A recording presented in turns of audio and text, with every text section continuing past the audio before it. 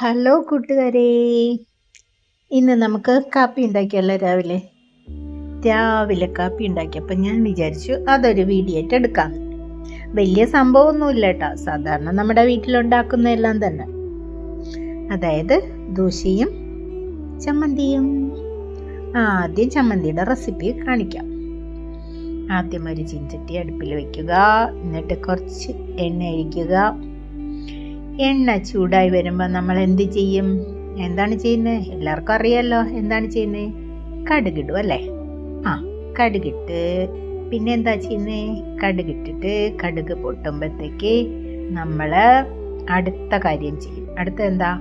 കുറച്ച് ചെറിയുള്ളി, പിന്നെ കുറച്ച് കറിവേപ്പ്, പിന്നെ കുറച്ച് രണ്ട് മുളക് എല്ലാം എടുത്തു വച്ചിരിക്കുന്നത് അതിലേക്കിടും. ആദ്യം നമുക്ക് ചെറിയുള്ളി ഇട്ട് കൊടുക്കാം. ആദ്യം നമ്മൾ അരിഞ്ഞു വെച്ചിരിക്കുന്ന ചെറിയുള്ളി ഇട്ട് കൊടുക്കാം. എന്നിട്ട് നമുക്ക് എടുത്തു വച്ചിരിക്കുന്ന 2 വറ്റൽ മുളകും കറിവേപ്പിലയും കൂടെ അതിൻ്റെ കൂടെ ഇട്ട് കൊടുക്കാം.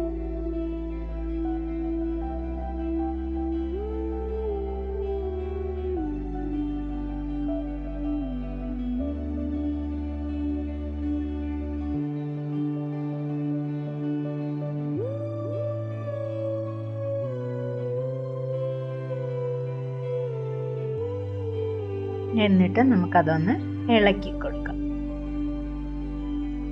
ഇനി ഈ ഉള്ളിയും മുളകും കറിവേപ്പും എല്ലാം ഒന്ന് മൂത്ത് വരണം.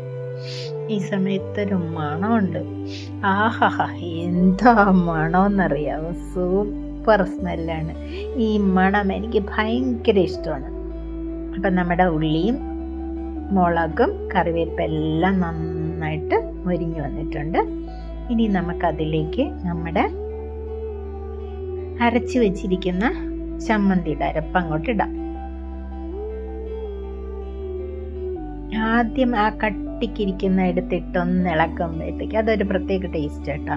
വെള്ളം ഒഴിക്കുന്നതിന് മുമ്പ് ജസ്റ്റ് ഒന്ന് അതൊന്ന് മിക്സ് ചെയ്തതിന് ശേഷം വെള്ളം ഒഴിക്കാം.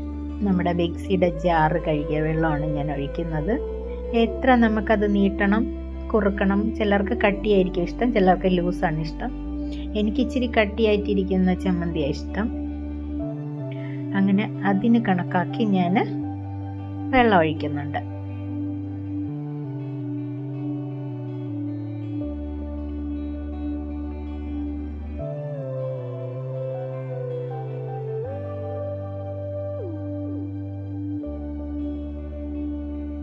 അങ്ങനെ എന്നിട്ട് ഉപ്പ് നോക്കണം. ഉപ്പൊക്കെ നോക്കി, ഈ സമയത്ത് ഉപ്പൊക്കെ നോക്കി. എനിക്ക് ഇച്ചിരി ഇത്രയും കട്ടി വേണം, ഒരുപാട് ലൂസാവാൻ പാടില്ല. ഈ സമയത്ത് ഉപ്പൊക്കെ നോക്കിയിട്ട് നമുക്ക് ഇത് നന്നായിട്ട് തിളച്ചു. ഇനി നമുക്ക് ചമ്മന്തി അങ്ങ് മാറ്റി വെച്ചിട്ട് അടുത്ത് നമുക്ക് ദോശയുടെ പരിപാടി നോക്കാം. അപ്പം ചമ്മന്തി അങ്ങോട്ട് മാറ്റി വെച്ചിട്ട് നമുക്ക് ദോശയുടെ പരിപാടി നോക്കാം.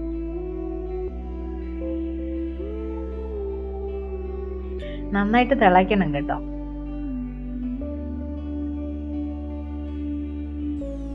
ദോശക്കല്ല് അടുപ്പത്ത് വെച്ചു. കല്ലൊന്ന് ചൂടാവട്ടെ. കല്ല് ചൂടാവുമ്പം നമുക്കതിലേക്ക് നമ്മുടെ മാവ് ഒഴിച്ചു കൊടുത്ത് നമുക്ക് ഓരോ ദോശയായിട്ട് ഉണ്ടാക്കിയെടുക്കാം. കല്ല് ചൂടായി. കല്ലിൽ നമ്മൾ എണ്ണത്തുണി തേച്ചു. അതിനുശേഷം മാവെടുത്ത് മാവ് നന്നായിട്ടൊന്ന് കലക്കി 1 സ്പൂണ് മാവ് കോരി നമ്മൾ ദോശക്കല്ലിലേക്ക് ഒഴിക്കുവാണ്.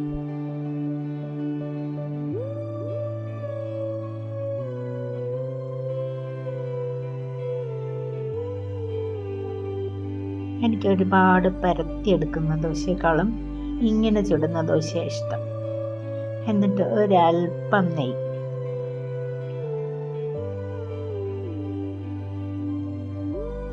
അല്പം നെയ്യ് ഒഴിച്ചു കൊടുക്കാം. അല്ലെങ്കിൽ നല്ലെണ്ണ ആയാലും മതി, രണ്ടും യൂസ് ചെയ്യാറ്. നല്ല ടേസ്റ്റ്. അപ്പം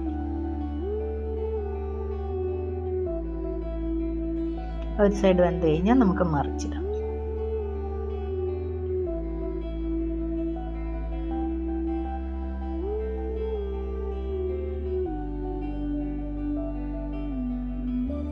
അപ്പം നമ്മുടെ ഒരു ദോശ ഏകദേശം റെഡിയായി വരുന്നുണ്ട്.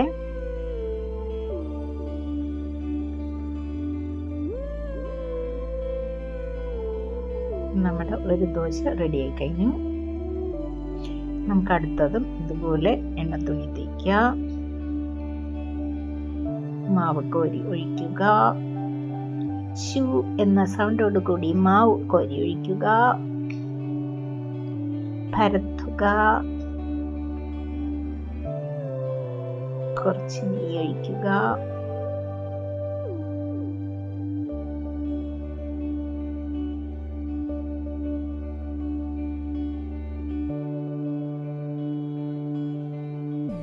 മറിച്ചിടുക,